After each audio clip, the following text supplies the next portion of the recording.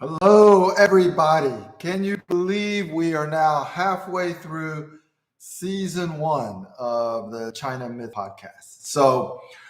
Today we're going to be talking about episode 5, and we've got a couple questions that were submitted uh, by Lillian. So I think what we're going to do today is, instead of me just going off and giving a recap, I'm going to get straight into the questions that were submitted and try to expand upon those directly from there. Okay, so the first question that Lillian said is, can you explain? So there's a quote. I think the quote is either in the description or I said it somewhere in the podcast. It basically says, trust is based on Guanxi relationships and their varying levels in China. And she says, can you explain what that really means? So what does that really mean?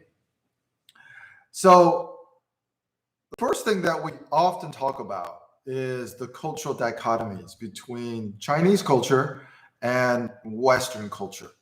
And one of those is trust. And so as an American, I probably have a tendency to trust people that I think are honest. I trust people that I think are generous, and I trust people that I think are hardworking. Some other characteristics may also make me feel that I can trust people more, and one is perhaps somebody who is caring, somebody who is humble. There's a lot of things that would compel someone who is an American or a Westerner to trust somebody more.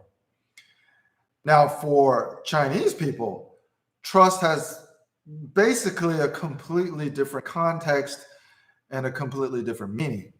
So Chinese people trust people more when they have a closer Guanxi relationship. So why is that? There is an expectation in the mindset of Chinese people associated with the level of Guanxi that you have.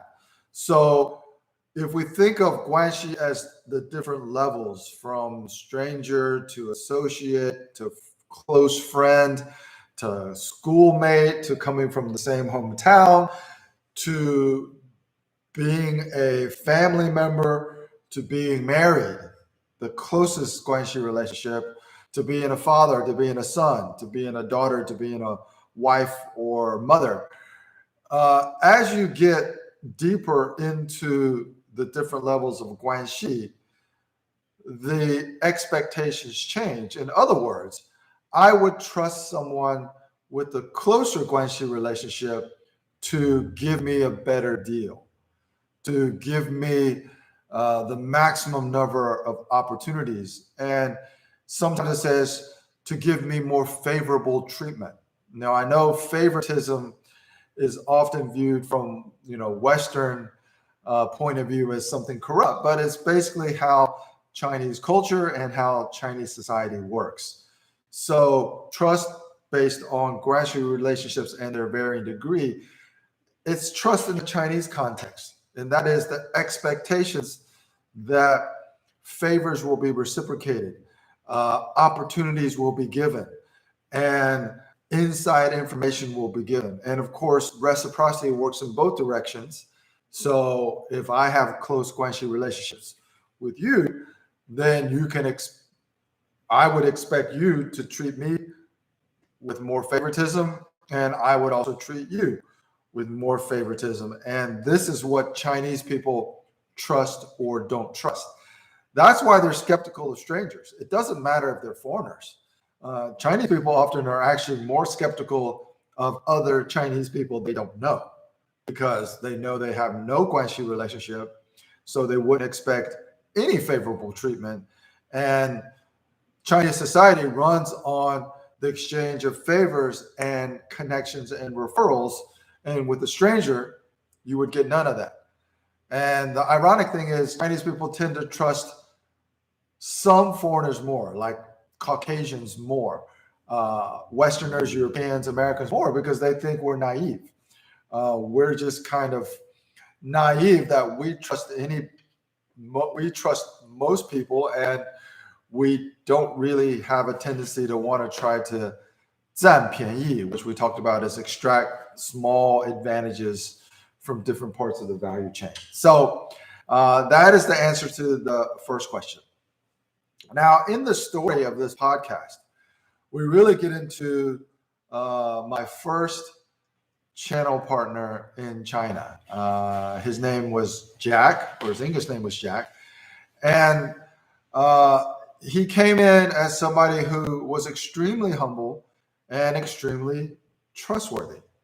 In fact, he came in because he was a family member of one of our Taiwanese distributors. So the highest level of Guanxi already. So could we trust him? Yes, of course we could. And in the beginning, he met and exceeded almost every one of our expectations. But over time, as he really started to get up to speed with what he needed to do in his business that we helped him establish, he started focusing on establishing his own Guanxi network, which means suddenly he was in a position where he would have to reciprocate favors. He would have to ask for favors. He would have to provide connections. He would have to give face and preserve his face in order to maintain his status in the value chain of the market he was trying to serve. So what happened is every time Jack would come up with a request, and he came up with a lot of them. So basically every time we met, he had a request. Often it was a price reduction. Often it was so he could sell products he wasn't authorized to sell to certain customers who had made an inquiry. A lot of times it was to try to do something faster or cheaper or customize something.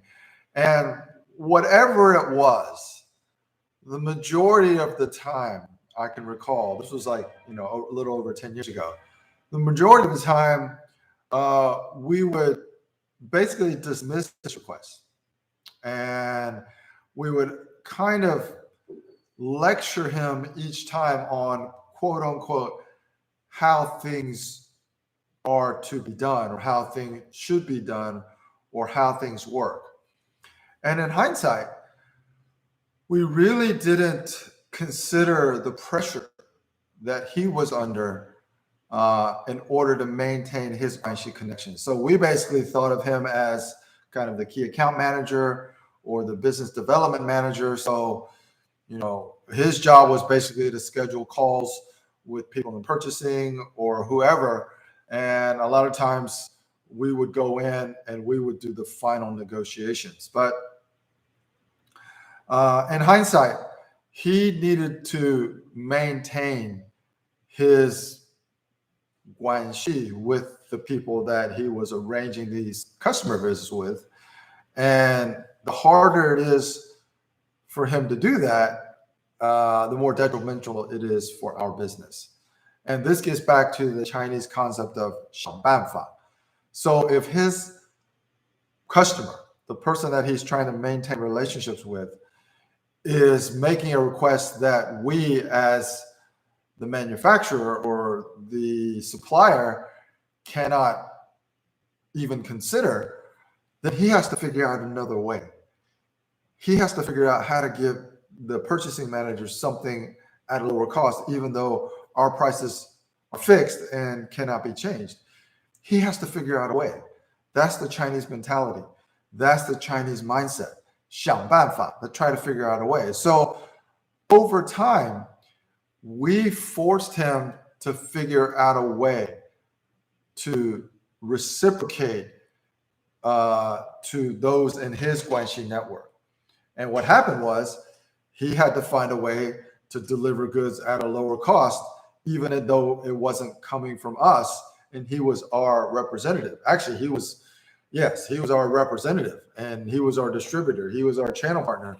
And what happened was he ultimately had to start making fake labels, producing fake products, just so he could get them in at a lower cost. Now, that sounds terrible, making fake labels and fake products, but ultimately the pressure was coming from his clients or our customers, and he was put in a very difficult situation. So what I would have done differently, understanding his stakes, and hopefully I've kind of explained his stakes a little bit more, is we would have been more considerate of those requests. Maybe we should have personally made visits to the customer to explain why certain requests couldn't be made in a very face-saving way, or find a different way, or 想办法 to actually meet that requirement, maybe in a different way. And we never tried to explore any of those other ways to satisfy those in his Guanxi network, thinking that, well, they're our customers anyway, they need our products. A lot of times back then, they were spec'd in Detroit, if it was automotive, or spec'd in Europe or somewhere else. And the Chinese manufacturer, we thought, had to order what was approved on the engineering drawing.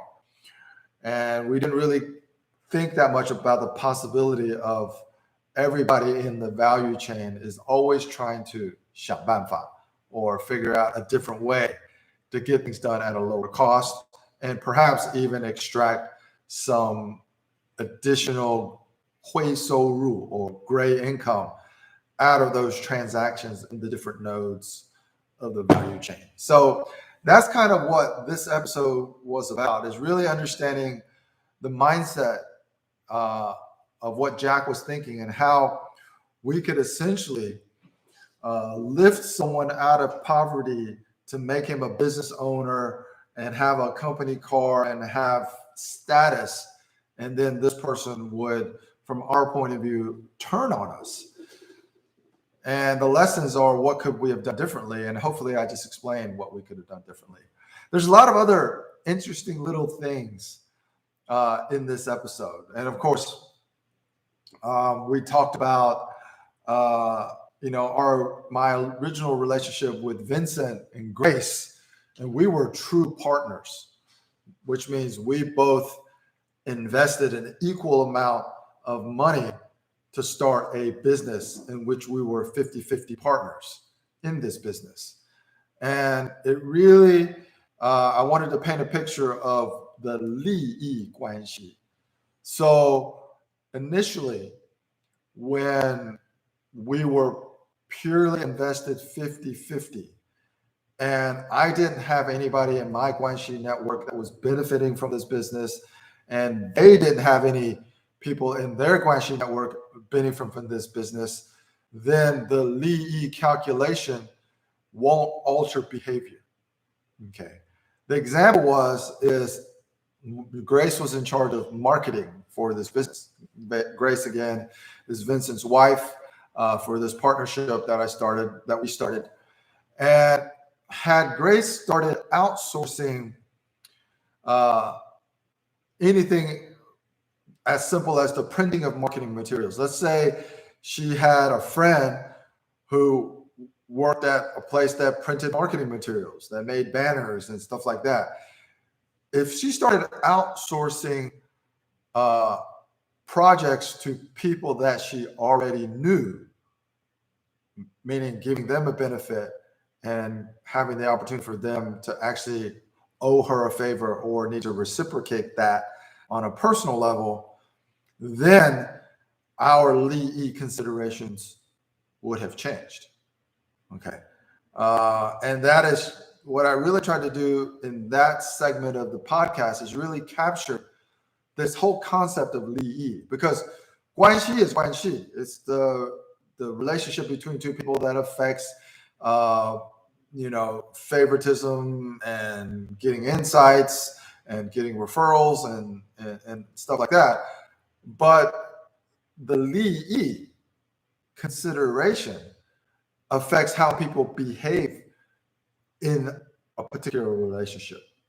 right? If it's very black and white, it's very simple. It's just we're 50-50 equity partners. There's no other connections attached to this business opportunity, and it's simple. But most business opportunities aren't as simple as that, especially if you're working with local partners in China, because no doubt they have their Guanxi network of connections, and you always want to continuously have reciprocity with other people in your Guanxi network to maintain that Guanxi relationship. And the only way to do that is to give opportunities and exchange favors. And what happens when that happens is the Li calculation changes. The more other stakeholders you might have attached to some business opportunity, the more important it is for you to maintain that business and the ability to maintain the exchange of goodwill with other people. Okay, so hopefully that gives you a little bit more explanation in that regard. So if you have any questions, you can type them into the chat. If you have any questions and you're watching the replay, you can also type them in the chat. I am always happy to discuss those. And of course, every week we have these live sessions where we try to really recap the concepts that we discussed in the episode, the main characters and what they were thinking, because our goal is really to try to get into the mindset of different people at different stages of developing Guanxi, what they were thinking, to really help you better understand how Chinese people think, why they behave the way they do, but most importantly, what adjustments you can make to try to influence their behavior in a way that's more positive and favorable to you. So there's a lot of things going on here. Let's see if there's any other concepts that we should really talk about. Again, if you have any questions, type them into the chat. One of the things that we always talk about, and this is the last thing I'm going to talk about for this recap, is how important the mindset adjustments you make are. Okay. So this was my very first experience in mainland China dealing with a channel partner. So my mindset probably led to a lot of the negative things that happened, because even though I spoke fluent Chinese, I didn't have the right attitude. I didn't have the right mindset. So therefore, I didn't have the right approach. All right. So what are the mindset adjustments that would help you when you're doing business in China, but also would have helped in my situation dealing with Jack? The first mindset adjustment is that favors, or the exchange of favors, aren't necessarily corrupt. In Chinese culture, it's just the way society works. So favors aren't necessarily corrupt. And the default assumption that many Americans have is that exchange of favors is by default corrupt. And that is a very unhealthy attitude to have when you're doing business in China.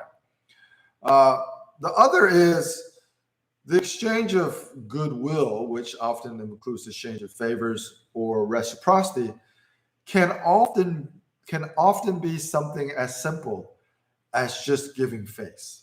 Okay, so in Jack's situation, if we were to give him more face, more consideration, gave the impression that we really, really need to try to meet his request and help him make that face-saving gesture in front of the customer, that yes, we know how important it is and we're going to really try.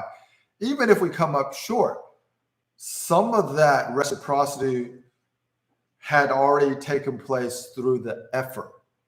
Okay. Sometimes it could be an act, but it's irrelevant. It's the perceptions that really matter. So think about managing the perceptions of the people that you're working with through giving face and how you would give face. So in this case with Jack, we should have just given his request more consideration, even though in the back of our minds, we knew the answer was no. And that is another way to exchange goodwill. It's just by the effort and the consideration. And the final thing is that it's important to understand we talked about Guanxi, we talked about Li Yi. We're going to talk about other things as we move forward with upcoming episodes. But everything in China is based on what I call the Guanxi engine. So it is a metaphor for how everything runs and how everything works in China. And the fuel for this engine is goodwill. So as soon as that reciprocity stops, the engine stops running. Okay. Now, face and other things are things that keep the engine lubricated, and there are different things that you need to understand to keep your engine properly tuned. But it really runs on goodwill, it runs on favors, it runs on reciprocity. And as soon as that fuel is used up and it's not refilled, then that engine will stop. And when the Guanxi engine stops, then basically business stops too. All right. So this is, again, live every week on Tuesday at the same time. The new episode drops tomorrow. Actually, I don't even remember what the title of the next episode is. I think the next episode is about the iron rice bowl mentality and my experience when I was a consultant for a state-owned enterprise. And that is really understanding the extremes of some of the Chinese thinking that you're going to encounter. All right. So again, thank you for listening. Thank you for watching. All the links are below. If you have any additional questions, you can drop them in the comments. And I look forward to seeing you in the next session, and hope you are enjoying these podcasts. All right. Take care. Bye-bye.